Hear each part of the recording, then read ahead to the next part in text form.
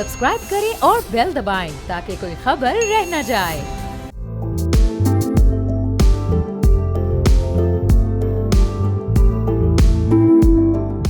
अस्सलाम वालेकुम, मैं अरबाब जहांगीर। आप देख रहे हैं प्रोग्राम व्यापार। पाकिस्तान एक बार फिर IMF के साथ एक मुश्किल बजट मुज़ाकरात के मरहले में दाखिल होने जा रहा है और पाकिस्तान की इस रीसेंट हिस्ट्री का शायद ये मुश्किल तरीन बजट हो।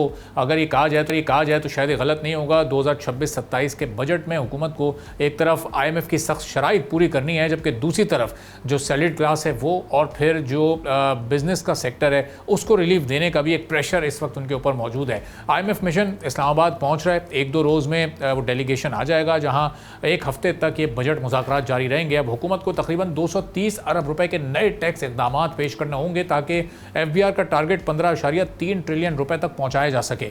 IMF ने बजट डेफिसिट 3.5% GDP तक महदूद रखने और फिर 2% प्राइमरी सरप्लस हासिल करने की शर्त रखी है। अब वज़ीर आज़म शहबाज शरीफ सैलरीड क्लास के लिए इनकम टैक्स में कमी के साथ फिर सुपर टैक्स ख़त्म करने और कॉरपोरेट टैक्स आहिस्ता आहिस्ता 22% तक लाना चाहते हैं। लेकिन IMF ये वाज़ेह कर चुका है कि आवाम को कोई भी रिलीफ या सब्सिडी दी गई तो उसके मुकाबले में किसी और जरिए से रेवेन्यू और टैक्स कलेक्शन को फिर बढ़ाना होगा।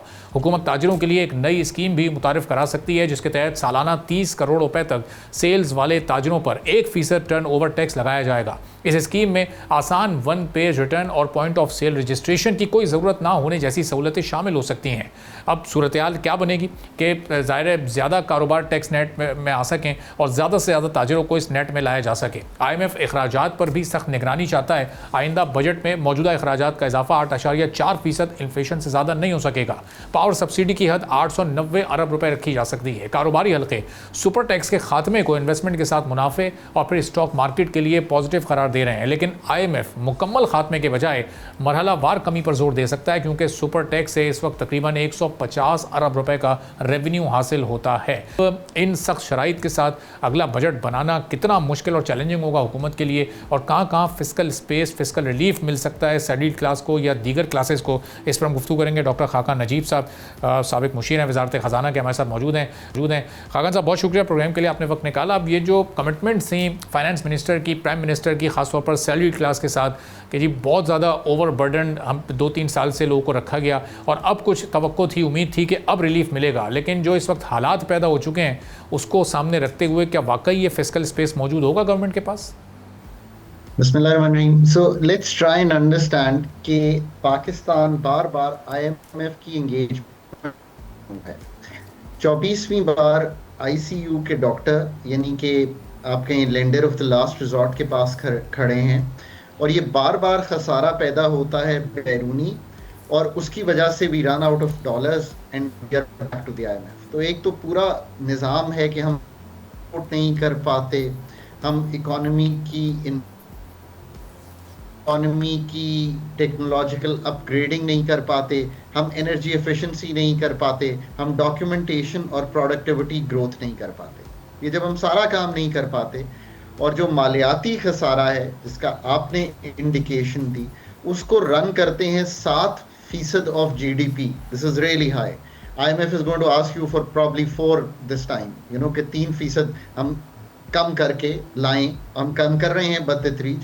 सो देन कम्स द IMF वो मालियाती खसारे को कम करने के लिए, क्योंकि उसका भी एक कोरिलेशन है किससे, जो बैरूनी खसारा है उससे, जिसकी वजह से IMF के पास है।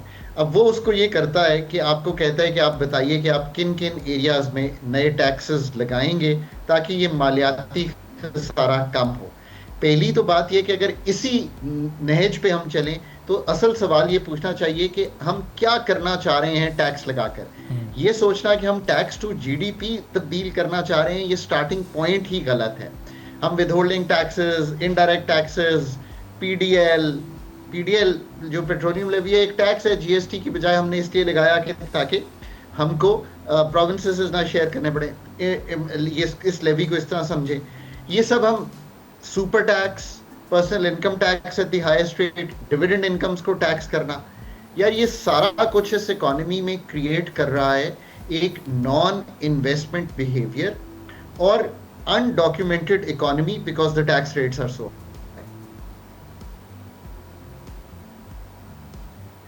अगर आप इस नजरिए से पहले तो अगर तो आप इस नजरिए से देखेंगे तो आप आईएमएफ को द फॉलोइंग क्वेश्चंस कहेंगे कि हम अल्टीमेटली ये देखना चाहते हैं कि जो अनप्रोडक्टिव सेक्टर्स हैं, टैक्स का ही अगर बोझ सहना है तो वो सही, तो सुपर टैक्स को जो फेज आउट करना है वो तो एक गिवन चीज होनी चाहिए।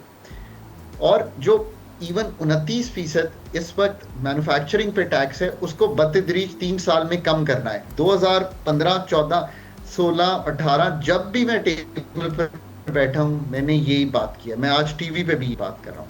Inter corporate dividend income tax नहीं होना चाहिए। जीएसटी को ब्रॉड बेस करके नीचे 15% पे लाना चाहिए। With holding, presumptive, turnover tax, specially turnover नई कंपनीज पे, तो नई कंपनीज कैसे चलेंगी। पर्सनल इनकम टैक्स, और आप बोल के बहुत अच्छे एंकर हैं, करोड़ रुपए से ऊपर कमाते हैं, उनकी जो तनख्वाह है उस पर 38.15% टैक्स है। आपको भाग जाना चाहिए मिडल ईस्ट या कहीं और जहां पे इस तरह का टैक्स ना हो। आपके घर के मुलाजमीन 50,000 रुपए या 6 लाख रुपए सालाना कमा रहे हैं, आप ये थ्रेशोल्ड की लिमिट रख कैसे सकते हैं। Capital value taxation on foreign assets, ये तो एक ऐसी डिस्टॉर्शन है जो कैपिटल मोबिलिटी को भी खराब करती है, इससे निकलना चाहिए।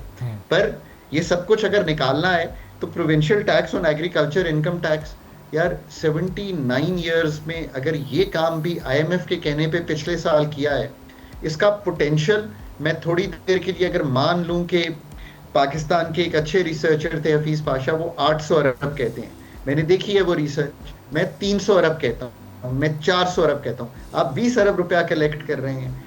पाकिस्तान की जो लैंड वैल्यू टैक्सेशन है, जो करते ही नहीं आप, करोड़ों के घर होंगे पूरे पाकिस्तान में और उन पे आप हजारों में टैक्स ले रहे होंगे, इसलिए हाई राइज भी नहीं होती, शहर भी फैल रहे हैं और एग्रीकल्चर जमीन भी खराब हो रही है। FTAs with China, Sri Lanka, Malaysia, Turkey दोबारा देखने के काबिल है। पावर सेक्टर पे मल्टी लेयर टैक्सेशन सिस्टम है। सो अगर मैंने ये सब बातें आपके सामने रखी हैं, ये वो टैक्स के निज़ाम की मैं गुफ्तगू कर रहा हूँ जो इन्वेस्टमेंट फ्रेंडली हो, और मैंने कुछ टैक्सेस ऐड किए हैं, कुछ निकाले हैं। But the second thing I would do the IMF, एक सेकंड, इलेक्ट्रिसिटी सब्सिडीज में जो टैरिफ डिफरेंशियल सब्सिडीज हैं निकलें उसमें से, जो आप सब्सिडी सपोर्ट प्राइसेस की देते हैं निकलें उसमें से। 700+ अरब रुपया इनकम सपोर्ट काम नहीं है, वफाक का NFC से भी ताल्लुक नहीं है, निकलें उससे। 17 फेडरल मिनिस्ट्रीज मैंडेट नहीं है वफाक की, निकलें उससे। पाकिस्तान का जो इस वक्त जिस तरह का निज़ाम है PSDP का, और डुप्लीकेशंस हैं नीचे प्रोविंशियल, क्योंकि उनके बहुत बड़े बड़े PSDPs हैं। 1200 अरब का तो पंजाब का टोटल मिलाऊं तो 2200-2300 अरब मेरा ख्याल है मुल्क का बनता है। अगर 43 डिवीजन और 400 ऑटोनोमस बॉडी से ही चलाना है तो फिर एक्सपेंडिचर कट्स जो हैं वो प्रॉपर करके आप दे नहीं सकेंगे।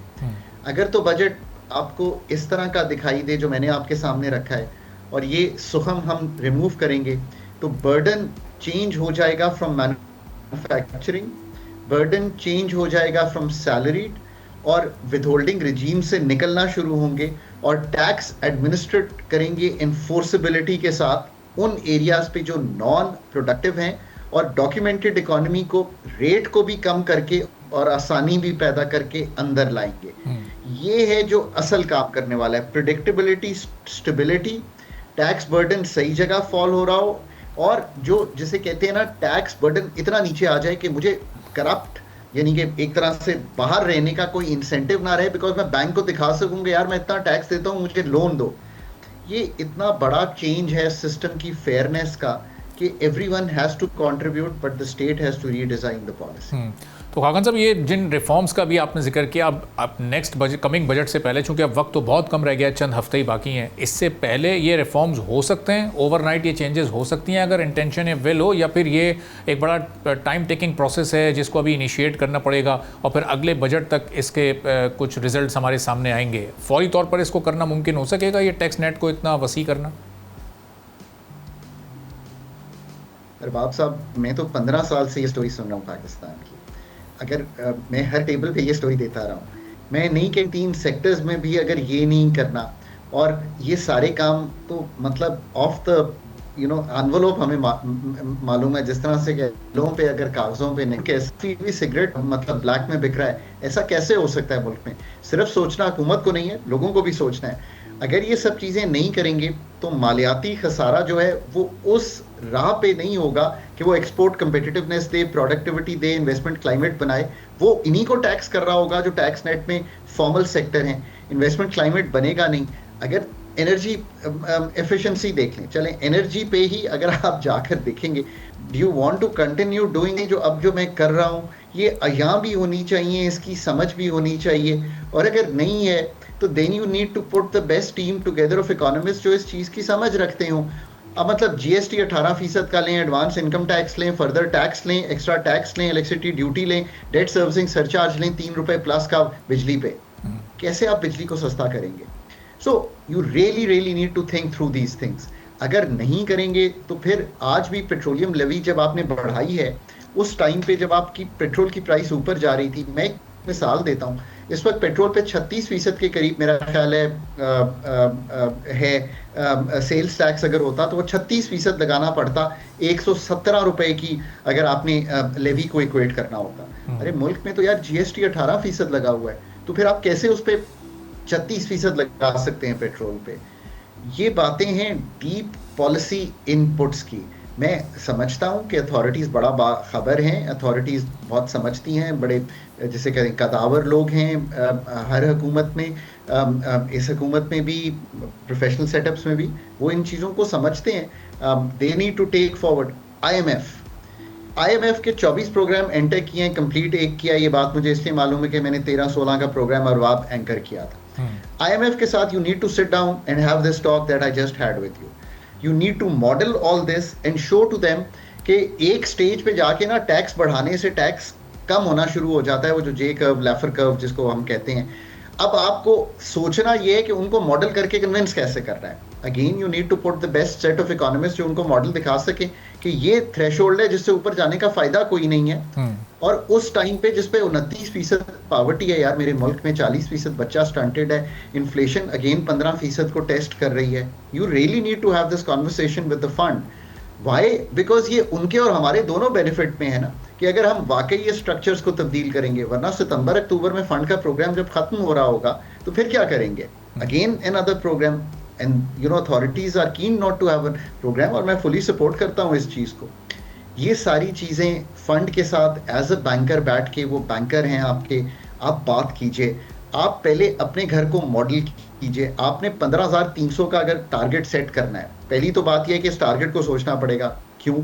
इस साल का जो टारगेट है वो 13 ट्रिलियन के करीब आ रहा है। अगर मैंने जाना है 15,300 पे, थोड़ी देर मान लेता हूं, तो 17% प्लस की ग्रोथ चाहिए।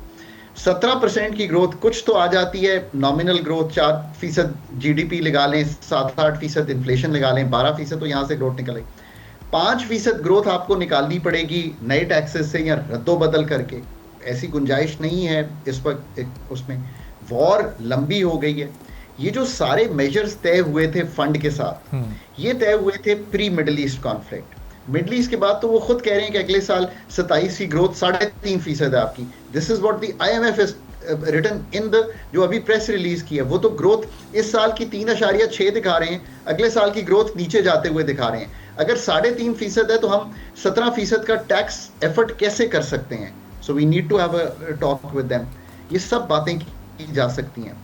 ये जब भी वो मिशन आ रहा हो, ये बातें करना जरूरी है। अगर अगला बजट भी इसी टैक्स की रविश पे आप देंगे तो जो 13% का इन्वेस्टमेंट GDP है पाकिस्तान में, वो चलेगा नहीं। और ग्रोथ वो 3.5 की दे रहे हैं, चले मैं मान लेता हूँ कि वो ठीक दे रहे हैं, तो आप तो यहीं फंसे रह जाएंगे।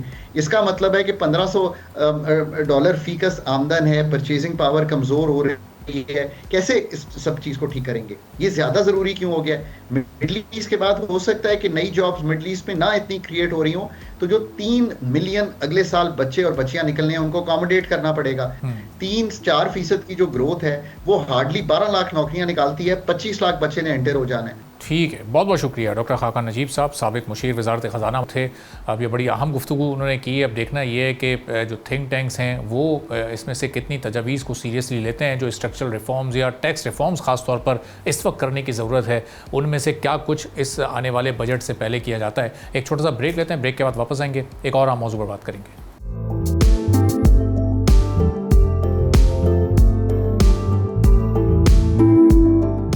एक बार फिर आपको प्रोग्राम में खुशामदीद कहेंगे। इस मौजूदा जंग ने पाकिस्तान के लिए चैलेंजेस को बहुत ज़्यादा बढ़ा दिया है। पाकिस्तान में गैस की किल्लत सिर्फ एनर्जी का मसला नहीं रही, बल्कि अब ये एग्रीकल्चर, इकोनॉमी और फूड सिक्योरिटी के लिए भी एक बड़ा खतरा बनती जा रही है। मुल्क में यूरिया खाद की तैयारी का इन्हिसार कुदरती गैस की फरामी पर है, और जब गैस सप्लाई मुतासर होती है तो खाद फैक्ट्रीज पैदावार कम या फिर बंद कर देती हैं, और इसका बराह रास्त असर गंदम के साथ चावल और गन्ने के साथ दीगर अहम फसलों की पैदावार पर भी पड़ता है। अब पाकिस्तान में रबी सीज़न खुसूसन गंदम की फसल के दौरान यूरिया की तलब तकरीबन 55 से 60% सालाना इस्तेमाल के लिहाज से ज़्यादा हो जाती है। अगर ऐसे वक्त में खाद दस्तियाब ना हो तो किसानों को नुकसान का सामना करना पड़ता है। अब एक्सपर्ट से बताते हैं कि यूरिया की कमी से गंदम और चावल की पैदावार में 10 से 20% तक कमी आ सकती है, और उसके साथ पाकिस्तान की अल्कलाइन ज़मीनों में पहले ही यूरिया का असर 30 से 40% कम होता है। अब गैस बहरान के बाइस यूरिया की सालाना कमी 2 लाख से 6 लाख टन तक पहुँच सकती है। इस गैप को पूरा करने के लिए हुकूमत को महंगी यूरिया इंपोर्ट करना पड़ती है, जिसकी कीमत फिर मकामी खाद के मुकाबले में तकरीबन 3 गुना ज़्यादा हो जाती है। अब इस सूरत हाल से फी एकड़ प्रोडक्शन कॉस्ट में 5,000 से 10,000 रुपये तक का इजाफा भी हो जाता है। पाकिस्तान के तकरीबन 80% किसान छोटे दर्जे के हैं, लोकल लेवल पर काम कर रहे हैं। महंगी खाद और कम प्रोडक्शन उनकी आमदनी को शदीद मुतासिर करती है। कम प्रोडक्शन के नतीजे में खुराक की कीमतें बढ़ती हैं और महंगाई आम शहरी तक मुंतकिल होती है। अब रूरल पॉवर्टी पहले ही 40% आबादी को मुतासिर कर रही है। ऐसे में अगर खुराक की कमी और इम्पोर्ट पर रिलाय करना तो फिर ये मज़ीद ख़तरनाक हो सकता है। 2026 में आलमी LNG सप्लाई मसाइल और आबनाए हुर्मुज़ से मुतालिक खदशात ने भी पाकिस्तान की एनर्जी और खाद सप्लाई चेन के ख़तरात को नुमायाँ किया है। अगर गैस बहरान तवील हो गया तो नेशनल फूड प्रोडक्शन में 5 से 10% तक का भी एक बड़ा अहम चैलेंज है। लेकिन कई मौक़ों पर हमने पेट्रोलियम मिनिस्टर अली परवेज़ मलिक को ये कहते भी सुना है कि हालात जैसे भी रहे, लेकिन यूरिया खाद की अवेलेबिलिटी को मुमकिन बनाया गया है। अब ये अवेलेबिलिटी ज़्यादा मैटर करती है या फिर इसका एक मुनासिब कॉस्ट पर अवेलेबल होना ज़्यादा मैटर करता है? इस पर हम गुफ्तगू करेंगे। तैमूर मलिक साहब फाउंडर हैं अलायंस फॉर रीजनरेटिव एग्रीकल्चर के हमारे साथ मौजूद हैं। बहुत शुक्रिया तैमूर साहब, प्रोग्राम के लिए आपने वक्त निकाला। अब मौजूद मिनिस्टर साहब से हमने सुना है कि यूरिया को की अवेलेबिलिटी को इन बदतरीन हालात में भी उन्होंने कोशिश की है कि बरकरार रखा जाए। ऑन ग्राउंड सिचुएशन वाकई ऐसी है, मुनासिब कीमत पर यूरिया अवेलेबल है, या ये इसकी बहुत किल्लत है और फिर कॉस्ट भी बहुत ज़्यादा बढ़ चुकी है? जी, सबसे पहले आपका मैं बहुत मशकूर हूँ, आपने इतने अहम टॉपिक पे दावत दी गुफ्तगू करने के लिए।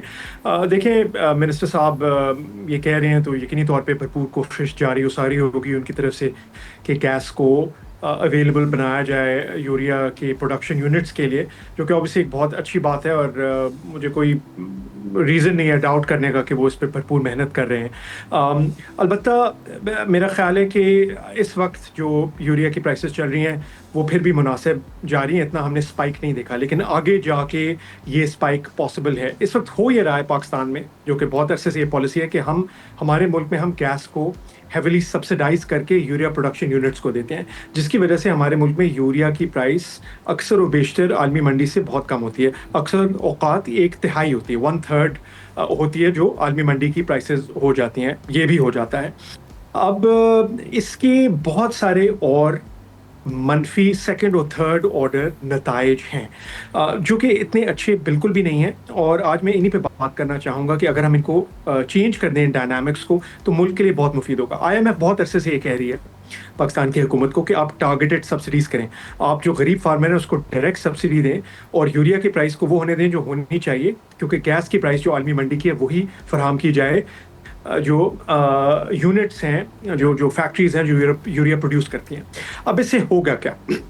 इससे होगा ये कि फार्मर इंसेंटिवाइज होगा कि वो यूरिया को, जो कि वो बेदर्दी से इस्तेमाल करता है हमारे मुल्क में, अनफॉर्चुनेटली जो हमारे 2 बड़े मैक्रोन्यूट्रिएंट फर्टिलाइजर्स हैं फॉस्फोरस और यूरिया, इनको बहुत बेदर्दी से इस्तेमाल किया जाता है, और बाकी फर्टिलाइजर्स इंक्लूडिंग पोटाश जो कि एक और मैक्रोन्यूट्रिएंट है, सेकेंडरी मैक्रोन्यूट्रिएंट सल्फर और कैल्शियम, इनका भी बहुत कम इस्तेमाल है। और जो हमारे माइक्रोन्यूट्रिएंट्स हैं मसलन molybdenum, manganese, magnesium, iron, copper, cobalt, इनका इस्तेमाल बहुत कम है, अक्सर फार्मर्स के लिए ना होने के बराबर है, और ये बहुत ख़तरनाक है हमारी फूड सिक्योरिटी के लिए और न्यूट्रिशनल सिक्योरिटी के लिए भी।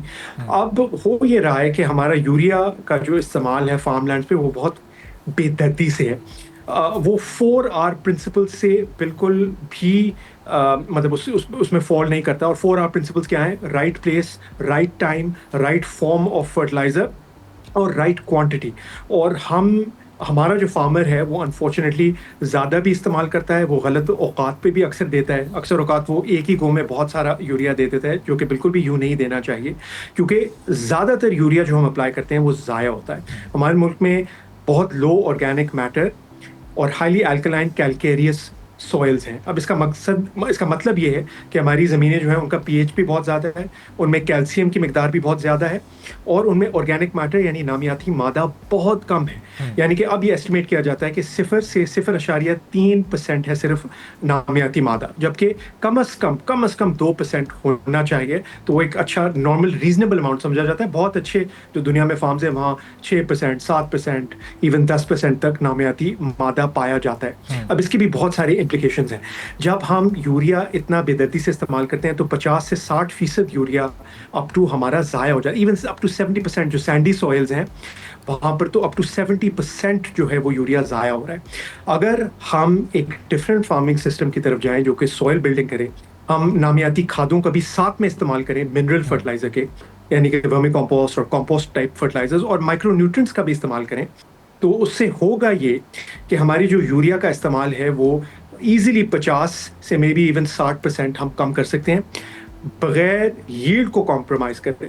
और बल्कि आपको खुशी होगी सुनकर, और तमाम पाकिस्तानियों को भी, बल्कि तमाम इंसानों को, कि ना सिर्फ हम यील्ड को कॉम्प्रोमाइज़ नहीं करेंगे, यानी यील्ड उतनी रहेगी बल्कि यील्ड बढ़ सकती है। अच्छा। हमारे पास दुनिया में मल्टीपल पीयर रिव्यूड स्टडीज़ यानी टॉप जर्नल्स में ये शोकेस कर रही हैं कि जब हम नामियाती खादों के साथ यानी कंपोस्ट, वर्मी कंपोस्ट वगैरह या बायोचार उनके साथ फर्टिलाइज़र को अप्लाई करते हैं तो यील्ड्स में 12 से अप टू 50% तक भी इजाफा देखने को मिलता है मुख्तलिफ क्रॉप्स में।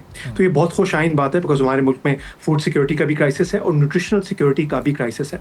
और जब हम नामियाती मादा डालते भी हैं और ओवर टाइम नामियाती मादा बिल्डअप भी होता है सॉइल में, ऑर्गेनिक मैटर बिल्डअप होता है, तो न्यूट्रिएंट साइक्लिंग एक लिविंग सॉइल में जिसमें सॉइल फूड वेब हो और मुख्तलिफ अक़साम के डाइवर्सिटी हो, बैक्टीरिया, फंजाई, आर्किया, नीमाटोड्स, प्रोटोजोआज, जब ये सब माइक्रो आर्थ्रोपॉड्स, अर्थवर्म्स, जब ये सब चीज़ें हमारी सॉइल में होती हैं तो वो न्यूट्रिएंट साइक्लिंग इतनी ज़बरदस्त करती हैं कि माइक्रो न्यूट्रिएंट और माइक्रो न्यूट्रिएंट अवेलेबिलिटी बहुत बढ़ जाती है प्लांट्स में, प्लांट की अपटेक बढ़ जाती है, वो पीएच का बफर भी बना देती हैं। और उससे ये होता है कि जो न्यूट्रिएंट डेंसिटी, मसलन अगर कोई भी फसल ले लें, आप गंदम ले लें, आप चावल ले लें, आप कोई फल ले लें, सब्जी ले लें, उसमें जो माइक्रो और मैक्रो न्यूट्रिएंट्स हैं वो ज़्यादा में पाए जाएंगे। उसमें जिंक ज़्यादा होगी, कॉपर ज़्यादा हो सकता है, मैंगनीज ज़्यादा हो सकता है। और ये तमाम चीज़ें हमारी सेहत के लिए बहुत ज़रूरी हैं क्योंकि ये एंजाइम को फैक्टर्स हैं और इनकी वजह से बहुत सारे हमारे बदन में ये जो आप कह रहे हैं कि 70% ये यूरिया वेस्टेज सेकंड वेस्ट हो रहा है, अब इसको बचाना ये मुमकिन कैसे होगा? क्योंकि जो लोकल लेवल पर जाकर तो शायद ये अवेयरनेस कैंपेन के थ्रू भी मुमकिन ना हो सके, क्योंकि लाखों की तादाद में किसान इसको इस्तेमाल कर रहे हैं। जी बिल्कुल, आपने वजह फरमाया। देखें, ये कोई भी एक बहुत ही संजीदा मसला वो एक दिन में तो रिजॉल्व नहीं हो सकता, इसमें वक्त लगेगा। लेकिन देखें, इस मुल्क ने माशाल्लाह एटॉमिक बॉम्ब भी बनाया जब पूरी दुनिया खिलाफ थी बनाने के। तो जब हम एक रिजॉल्व और एक तहिया कर लेते हैं और एक all of government, all of state approach कर लेते हैं तो फिर चीज़ें रिजॉल्व हो सकती हैं।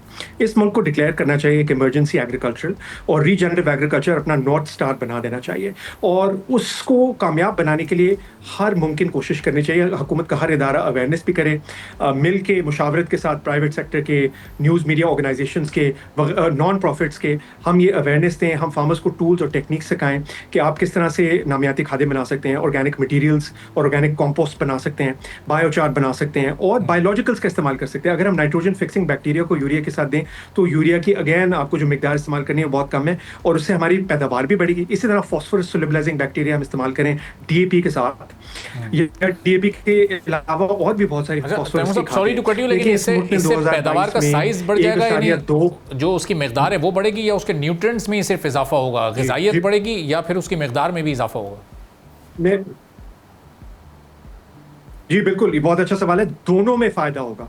मैंने जिस तरह अभी थोड़ी देर पहले अर्ज़ किया कि 12 से 50% तक पैदावार में इजाफा हो सकता है। न्यूट्रिएंट डेंसिटी अपनी जगह, न्यूट्रिएंट ज़रूर बढ़ेंगे, लेकिन एक्चुअल जो टनेज हम प्रोड्यूस कर रहे हैं किसी भी चीज़ की वो बहुत सिग्निफिकेंटली बढ़ जाएगी अगर हम इस चीज़ को प्रॉपर्ली करें। और ये कोई मुश्किल काम नहीं है, तहिया करने की बात है। हमारे नेबर हिंदुस्तान में एक स्टेट है आंध्र प्रदेश, वहाँ पर उन्होंने ZBNF का एक सिस्टम बनाया, ज़ीरो बजट नेचुरल फार्मिंग। उसमें इसी तरह उन्होंने फार्मर्स को टेक्निक सिखाई कि वो अपने ही फार्म पे बहुत सारी फर्मेंटेड नामियाती खादें बना सकते हैं, और उन खादों को बनाने से वहाँ पे जो यूएन एनवायरनमेंट प्रोग्राम ने स्टडी की और एक यूके की मायनाज यूनिवर्सिटी ने स्टडी की, उन्होंने शोकेस किया कि यील्ड्स में बहुत सिग्निफिकेंटली 1/3 तक इजाफा हुआ और फार्मर की प्रॉफिटेबिलिटी जो है वो डबल से भी ज़्यादा हो गई। तो यानी फार्मर खुशहाल हो गया, रूरल पॉवर्टी में बहुत ज़्यादा कमी आई, और इसके भी बहुत सारे सेकंड और थर्ड ऑर्डर फायदे हैं। हमारे मुल्क में बहुत ज़्यादा ठीक है, बहुत बहुत शुक्रिया तैमूर मलिक साहब, founder alliance for regenerative agriculture मौजूद थे। गुफ्तगू आपने सुनी। एक ब्रेक लेते हैं, ब्रेक के बाद वापस आएंगे, एक और अहम मौजू पर बात करेंगे।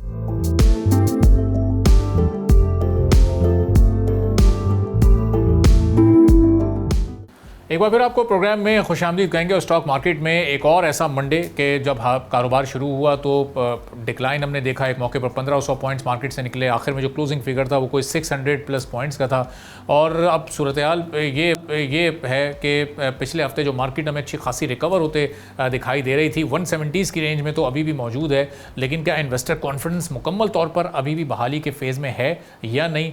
जिस तरह फरवरी, मार्च, अप्रैल, ये 3 मंथ्स हमने इनमें कोई ख़ास बहुत ज़्यादा बेहतर परफॉर्मेंस या ट्रेंड पॉजिटिव नहीं देखा मार्केट में, तो क्या अब ये मई जो कि बजट से पहले का अरसा है, इसमें मार्केट थोड़ा सा रिकवर करेगी, कंसोलिडेट करेगी या मजीद ग्रोथ की तरफ जाएगी? इस पर हम गुफ्तगू करेंगे। एहसन में MD एंड CEO हैं आरिफ हबीब कमोडिटीज़ के हमारे साथ मौजूद हैं। एहसन साहब, ज़ाहिर है ये कोई 609-10 पॉइंट्स का गिरना कोई शायद बहुत बड़ी का फिगर ना हो जब हम मार्केट 170s में मौजूद है, लेकिन एक ट्रेंड होता है पॉजिटिव या नेगेटिव। तो ये एक नेगेटिव ट्रेंड की तरफ क्या इशारा है कि जब भी हफ्ते का पहला दिन आता है मार्केट में नेगेटिविटी दिखाई देती है? देखिए, बिल्कुल अब इस वक्त हम जब ईरान के क्राइसिस देख रहे हैं और जो US लेड वॉर है, आई थिंक इसके जो रिपरकशंस हैं वो नज़र आ रहे हैं मार्केट के अंदर। जहां कहीं पॉजिटिव खबर आती है, अगर आप देखें तो हमें $1.2 बिलियन की जो ट्रांच है वो अप्रूवल हमारा था, और आई थिंक कि उसका एक मेजर रोल है मार्केट की रिकवरी में जब मार्केट इतनी प्रेशर में थी। तो आई थिंक कि जहाँ कहीं पॉजिटिव खबर आती है मुल्क के लिए, इकोनॉमिक परफॉर्मेंस, रेमिटेंस अगर आप देखें तो उसमें 11% इजाफा देखा गया है, और $3.5 बिलियन के ऊपर जो है रेमिटेंस मिल रही है, जो कि जाहिर है एप्लीकेबली इतने पॉजिटिव जो इकोनॉमिक इंडिकेटर्स है उसके होते हुए मार्केट में प्रेशर आता है मंडे को। आई थिंक कि उसका मेजर रीज़न यही है कि इंटरनेशनल जो जो जियोपॉलिटिकल क्राइसिस है, मिडल ईस्ट कॉन्फ्लिक्ट है, वो मार्केट में अभी भी असरअंदाज हो रहा है। और जाहिर है दुनिया भर की मार्केट जो प्रेशर लेती हैं, पाकिस्तान मार्केट जो है उससे जो है डिफरेंट नहीं है। और एहसन साहब, अब आगे हम IMF के साथ अभी बजट डायलॉग स्टार्ट करने जा रहे हैं। 1-2 रोज़ में उसका बाकायदा जब आगाज़ होगा तो वहाँ पर कोई शराइत आएंगी, IMF की पाकिस्तान का डेलीगेशन उनको कन्विंस करने की कोशिश करेगा, तो ये चीज़ भी फिर मार्केट पर थोड़ा सा नेगेटिव या पॉजिटिव कोई अपने असरात मुरतब करेगी, या ये एक रूटीन प्रोसेस समझा जाए मार्केट के लिए? देखिए, काफ़ी पॉजिटिवली जो है IMF को डील कर रही है गवर्नमेंट। हमारे जो टैक्स कलेक्शन टारगेट्स हैं वो पूरे नहीं हैं, उसके बावजूद हमें ये ट्रांच का अप्रूवल मिला है। साथ में हमारे इकोनॉमिक इंडिकेटर्स कुछ हद तक, करंट अकाउंट डेफिसिट आप देखें तो अपेरेंटली नज़र आ रहा है कि 3 से $8 बिलियन तक ये करंट अकाउंट डेफिसिट हो जाएगा, बिकॉज ऑयल प्राइसेस $60 का एवरेज कर रही थी और इस वक्त $120 पर हैं। तो अनफॉर्चुनेटली हमारे इकोनॉमिक इंडिकेटर्स काफ़ी डिफ़िकल्टी के साथ हम मैनेज कर रहे हैं, बट उसके बावजूद IMF की जो डील है पाकिस्तान गवर्नमेंट के साथ उसको हम सुरखुरू उसको कर रहे हैं, और आई थिंक कि ये काफ़ी पॉजिटिव डेवलपमेंट है। आगे जो है हमने पेंडा बॉन्ड इशू करने हैं $1 बिलियन तक, वो इशू हो जाएगा। ADB से पैसा मिलना है, और जो है वो अब IMF को किसी भी तरीके से हम उनको मैनेज कर रहे हैं। आई थिंक काफ़ी पॉजिटिवली मैनेज कर रहे हैं, और आई थिंक मार्केट जो है जिनका जो गिरना इससे पहले हमने देखा था और रिकवरी है, उसका एक मेजर रीज़न ये भी है कि IMF की डील बहुत बेहतर हो रही है, और फॉरेन एक्सचेंज रिजर्व भी जो है काफ़ी बेहतर है जब हमने $3.5 बिलियन UAE को रीपे किए हैं उसके बावजूद। और ऐसा अभी ज़ाहिर चूँकि अब ये बजट सीज़न का आगाज़ होगा, तो उससे पहले वाला, फिर उसका मिड टर्म और बजट के बाद मार्केट पर कुछ असरात ये बजट छोड़कर जाएगा? गवर्नमेंट की कुछ ऐसी अनाउंसमेंट्स हो सकती हैं जो मार्केट के लिए पॉजिटिव्स या नेगेटिव्स लेकर आएँ? देखिए, काफ़ी कम गुंजाइश है। फिस्कल नंबर्स गवर्नमेंट ने बहुत बेहतर कर लिए हैं। 4.5% तक जो है वो फिस्कल डेफिसिट होगा, जो अनप्रेसिडेंटेड है। आई थिंक कि जो करंट अकाउंट डेफिसिट भी हम 0.5% ऑफ GDP पे लेके आए थे, जो कि एक बहुत पॉजिटिव डेवलपमेंट थी। अब जाहिर है इकोनॉमिक सर्कमस्टांसेस को मैनेज करना एक जियोपॉलिटिकल क्राइसिस के अंदर आई थिंक गवर्नमेंट के लिए काफ़ी ज़्यादा चैलेंजिंग है, और हमने देखा कि लोकल जो पॉल प्राइसेस बढ़ी हैं उससे इन्फ्लेशन 15% से ज़ायद हुई है वीक ऑन वीक बेसिस पे। तो आई थिंक कि काफ़ी डिफिकल्ट हो रहा है ऐसे इन्वायरमेंट में जहाँ पर ग्लोबल एक जो पॉलिटिकल क्राइसिस है वहाँ पे इन्फ्लेशन को मैनेज करना, इंटरेस्ट रेट्स बढ़ रहे हैं, उसके बावजूद इकोनॉमिक इंडिकेटर्स को मैनेज करना, आई थिंक कि ये एक ब्यूरोक्रेटिक सिचुएशन है और इसको काफ़ी ज़्यादा पॉजिटिव हमें लेना चाहिए। और एज़ साहब इसमें ज़ाहिर है क्योंकि पाकिस्तान ने बड़ा एक मेजर रोल प्ले किया इस पूरे जियोपॉलिटिकल क्राइसिस में, तो इसका अभी तक कोई इकोनॉमिक गेन कोई बेनिफिट इसका हमारी मार्केट में अभी फ़ौरन इसके असरात सामने आए या आने वाले दिनों में आ सकते हैं? कुछ फॉरेन इन्वेस्टर का कॉन्फिडेंस हमारी मार्केट को लेकर रिकवर हो सकता है? देखिए, फॉरेन इन्वेस्टर तो इतना नहीं है मार्केट में, बट लोकल इन्वेस्टर कॉन्फिडेंस हमारे जो आईपीओज हैं आप देखिए 7 टाइम ओवर सब्सक्राइब एवरेज हो रहे हैं, जो कि इंडिकेट करता है कि लोकल इन्वेस्टर कॉन्फिडेंस काफ़ी ज़्यादा बढ़ चुका है। तो जहाँ 5 बिलियन रुपए का एक इशू आता है वहाँ पर जो है 35-40 बिलियन की डिमांड होती है। तो आई थिंक ये चीज़ इंडिकेट कर रही है कि इन्वेस्टर कॉन्फिडेंस लोकली काफ़ी ज़्यादा बढ़ चुका है। इसके अलावा ओवरसीज़ पाकिस्तानीज काफ़ी ओवरवेलमिंगली पाकिस्तान रिटर्न भी कर रहे हैं। लोकल रियल स्टेट प्राइसेस के अंदर भी इजाफा है, लोकल कैपिटल मार्केट्स के अंदर काफ़ी ज़्यादा रिकवरी देखी गई, जो 30% गिर गई थी वो 15% तक रिकवर हो गई। तो इन्वेस्टर कॉन्फिडेंस जो है हर तरह की इंडेक्स इंडिकेट कर रही है कि पाकिस्तान इन्वेस्टर कॉन्फिडेंस रिवाइव हुआ है। रिको डेक जो है वो रीचेक हो रहा है उसकी इन्वेस्टमेंट फॉरेन इन्वेस्टर्स की तरफ से। लोकल इन्वेस्टर कॉन्फिडेंस काफ़ी ज़्यादा मुस्बत है। ये चीज़ इंडिकेट करती है कैपिटल मार्केट रिकवरी के अंदर, रियल स्टेट प्राइसेस के अंदर। तो आई थिंक कि हमें बेनिफिट तो हुआ है इस जो हमारी डिप्लोमेटिक अचीवमेंट्स भी हैं। सही। और लास्ट वीक हमने देखा कि मार्केट ने बड़ा बेहतर परफॉर्म किया, जो पॉलिसी रेट की अनाउंसमेंट थी उसने कोई ख़ास अपने नेगेटिव इम्पैक्ट नहीं मार्केट पर क्रिएट किए। तो आगे इंटरेस्ट रेट बढ़ना या ना बढ़ना, अब शायद हमारी मार्केट उससे आगे निकल चुकी है, चूँकि अब इंडेक्स भी बड़ा हायर साइड पर पहुंच चुका है। जो टारगेट्स एक्सपेक्ट किए गए थे, जो प्रेडिक्ट किए गए थे 2026 के लिए, अपने उन टारगेट्स की तरफ ये इस वक्त सही ट्रैक पर गामज़न है मार्केट? देखिए, कॉर्पोरेट अर्निंग्स तो काफ़ी ज़्यादा पॉजिटिव हो रही हैं। अच्छा, आप बैंकिंग अर्निंग्स देखें, ऑयल सेक्टर की अर्निंग्स देखें, हिस्टोरिकल हाई अर्निंग्स हैं रिफाइनरीज की। तो उस हद तक जो हमारा कॉर्पोरेट सेक्टर है वो तो काफ़ी ज़्यादा सॉलिड नज़र आ रहा है। बट अनफॉर्चुनेटली इंटरेस्ट रेट जो कि बढ़ रहे हैं, आई थिंक वो मार्केट को बढ़ने से रोक रहे हैं। तो हमारे लिए बहुत बड़ा चैलेंजिंग सर्कमस्टांसेस हैं जहाँ पर हम मोरलेस जो है हमारे हॉर्मुज से जो है मोरस डिलीवरीज मिल रही हैं, हमारी जो एनर्जी सप्लाईज है वो हमें मिल रही हैं। ये हमारे डिप्लोमेटिक सक्सेस का नतीजा है। ऐसे सर्कमस्टांसेस में मुस्बत कॉर्पोरेट रिजल्ट्स देना, आई थिंक कि ये एक अच्छी खुशाइन बात है। तो कैपिटल मार्केट्स की स्टेबिलिटी आई थिंक कंपैरेटिवली देखा जाए तो ग्लोबल मार्केट से हमारी आउट परफॉर्मेंस है। और ऐसे जो रीजनल क्राइसिस है उसको जो है काफ़ी हद तक हम जो है उन चैलेंजेस को जो है मीट कर रहे हैं। तो आई थिंक गोइंग फॉरवर्ड अगर ये हमारी जो जिस नौयत पे हम चल रहे हैं, जो गवर्नमेंट पॉलिसीज़ हैं, आई थिंक बजट को किसी तरह से हम निकालते हैं तो आई थिंक इस जियोपॉलिटिकल क्राइसिस को अच्छे तरीके से हम डील कर रहे हैं। और एक आखिरी सवाल है साहब, लास्ट मंथ के हमने फिगर्स जब देखे तो ये कोई 23-24 हज़ार के करीब न्यू अकाउंट ओपनिंग्स और नए इन्वेस्टर्स मार्केट में आए, तो वॉल्यूम भी इसी तेज़ी के साथ बढ़ रहा है, बड़ी इन्वेस्टमेंट्स इस वक्त आ रही हैं मार्केट में।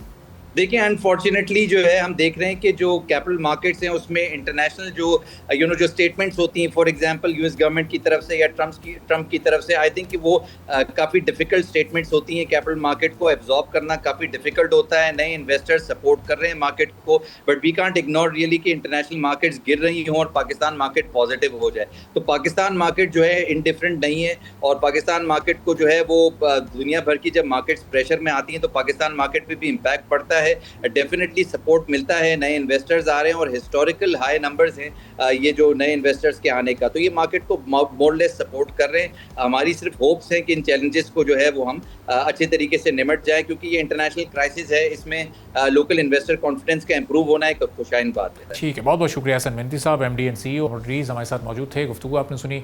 इसी के साथ नाज़रीन आज के प्रोग्राम से इजाज़त दीजिए, अल्लाह हाफ़िज़।